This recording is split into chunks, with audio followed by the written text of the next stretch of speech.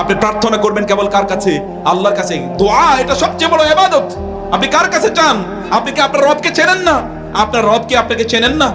আপনার রবের কাছে দুহাত তুলে প্রার্থনা করতে পারাই এর চেয়ে বড় কোনো ইবাদত নাই। ইন্নাল্লাযীনা তাদউনা মিন দুনিল্লাহি লা ইয়াখলুকু যুবাবাও ওয়া লাউ ইজতামাউ লাহু।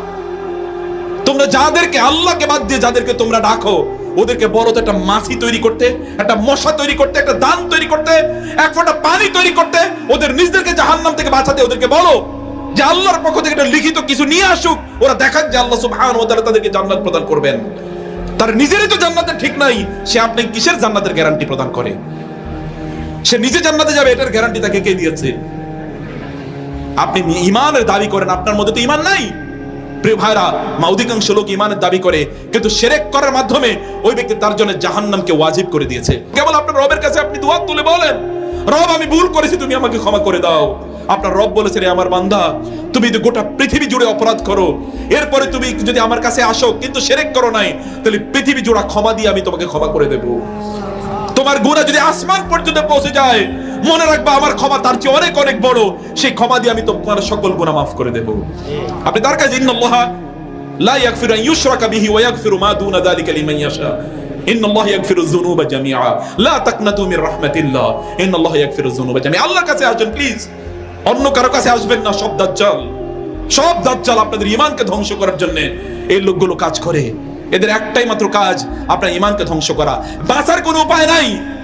আপনি তাওহীদ ছাড়া বাঁচার কোনো উপায় নাই। আপনার ধর্ম হচ্ছে কুল হুয়াল্লাহর ধর্ম।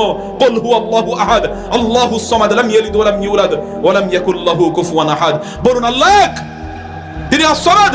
তিনি as-সামাদ মানে হচ্ছে তিনি কারো মুখাপেক্ষী না, কারো ধরার প্রয়োজন হয় না আল্লাহকে ডাকার জন্য। আপনি কেবলমাত্র বলেন রাতের অন্ধকারে ইয়া রব, আপনি দিনের আলোতে বলেন ইয়া রব, আপনার অন্ধকার প্রকোষ্ঠে আপনি বলেন ইয়া রব।